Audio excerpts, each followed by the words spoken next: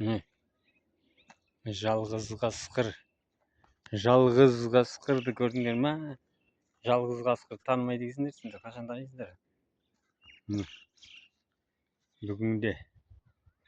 Бүгінде мына жер жаман болып жатқан. Дұрыстап қойдым. Енді оңай болады ары қарай. Мына жер дұрыстау керек.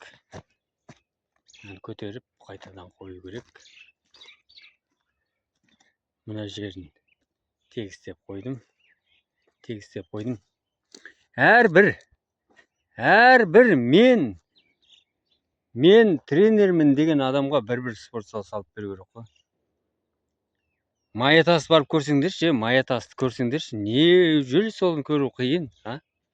Сен егер өзің шын спортқа жаның ашитын болса, қандай да бір бала тәрбиелей алам, чемпион шығара алам десең, маятасты барып көрсей. Махмұттың үйін көр, Төреханның үйін көр, Ильяс Оралбековтың ана академиясына бар. Әрбір өзін-өзі уважет ететін адам өзіне бір спорт зал салып алу керек қой. Не спорт зал салып алу қиын шаруа ма? Мемлекет тек қана қарсы болмасын. Документі анаусы мынаусы деп итіңді шығармасын. Салып алу деген түкке тұрмайды ол. Түкке тұрмайтын нәрсе ол. Салып алу деген.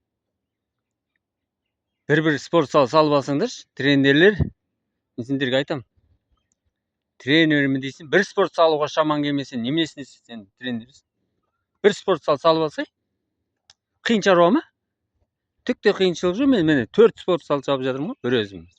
Міне, жалғыз қасқыр бір өзім 4 спорт зал салып жатырмын ғой. Бір өзім міне.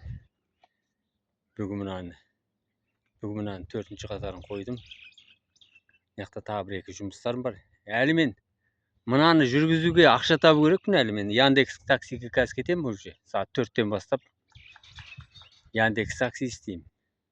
Сонда мен күніге 12 сағат, 14 сағат жұмыс істеймін ғой. 14 сағат.